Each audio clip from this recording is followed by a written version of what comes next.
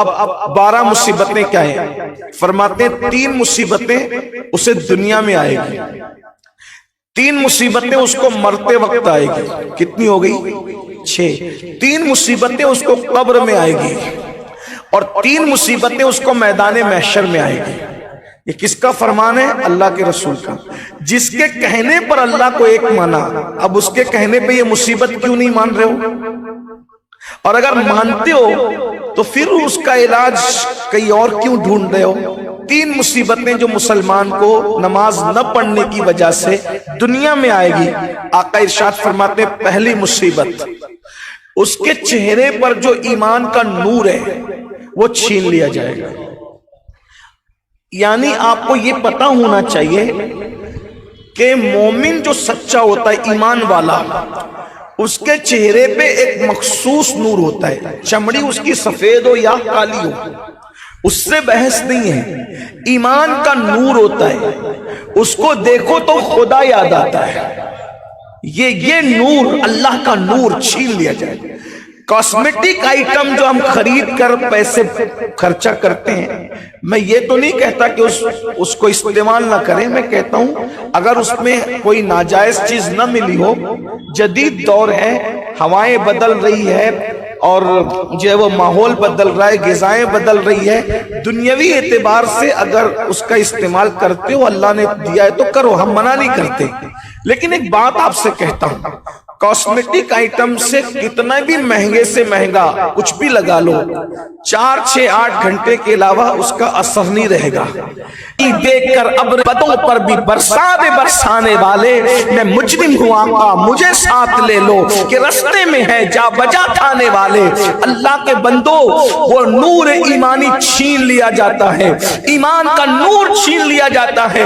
ایک وقت تھا مومنوں کو دیکھ کر اور غیر مومنوں کو دیکھ کر، اسلام والوں کو دیکھ کر، منکرین اسلام کو دیکھ کر دور سے پتا چلتا تھا کہ کون کیا ہے۔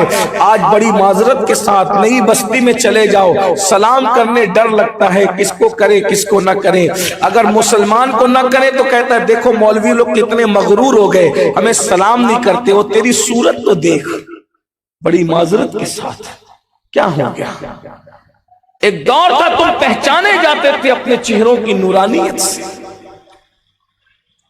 تو فرمایا نماز چھوڑنے کی پہلی نحوست کے چہرے کا نور چھینا جاتا ہے۔ نمبر 2، اللہ اس کی روزی کو تنگ کر دیتا ہے، اس کی روزی تنگ کی جاتی ہے۔ اب میں سمجھتا ہوں کہ 90% لوگوں کی یہ شکایت ہے، حضرت روزی روٹی کو لے کے پریشان، کیونکہ ہم لوگ تو پبلک سے ٹچ لوگ ہیں، غریبوں کے جھوپڑوں میں بھی جاتے ہیں اور مالداروں کی حویلیوں میں بھی جاتے ہیں، لیکن دونوں طبقوں کو شکایت کرتے دیکھا کہ اچھا نہیں چل رہا ہے۔ 90% لوگوں کی شکایت روزی کا مسئلہ ہے، روزی کا، کروڑوں پتی ہے، لکھ پتی ہے، اربوں پتی ہے، لیکن روزی کا مسئلہ ہے۔ تو اللہ روزی تنگ کرتا ہے بے نمازی کی، یعنی روزی سے برکت اٹھا لیتا ہے۔ اب آپ سوچیں گے کہ جب آدمی لکھ پتی ہے، کروڑ پتی ہے، تو آپ یاد رکھنا پیسوں کی اہمیت نہیں ہے، اہمیت برکت کی ہے۔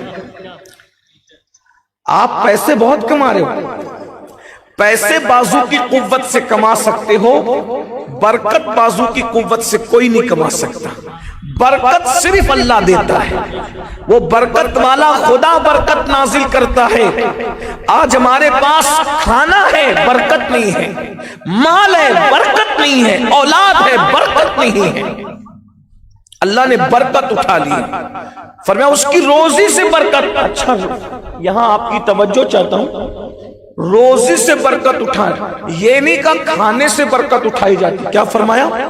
روزی سے برکت۔ روزی کس کا کہتے ہیں؟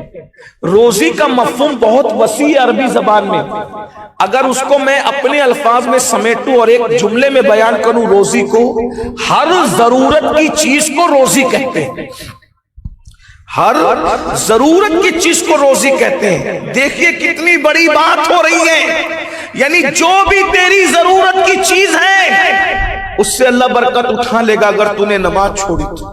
دیکھ لیجئے، دیکھ لیں آپ، اور ابھی تو لوگ کچھ کم پریشان ہیں.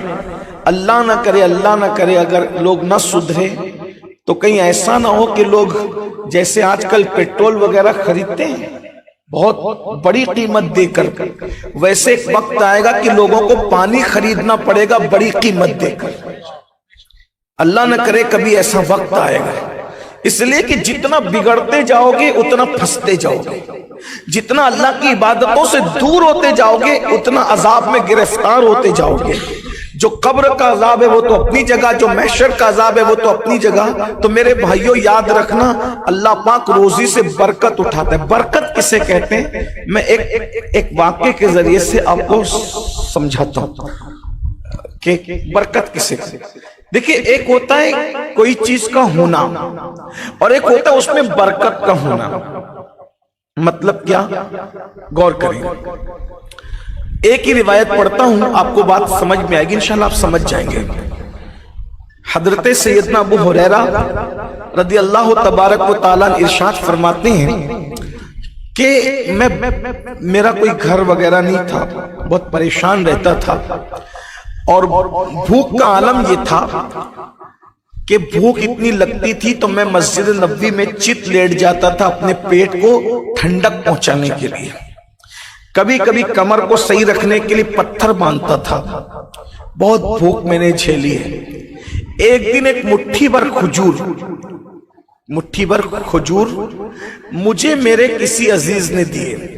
مٹھی بھر، یہ حضرت ابو ہریرہ کی روایت ہے.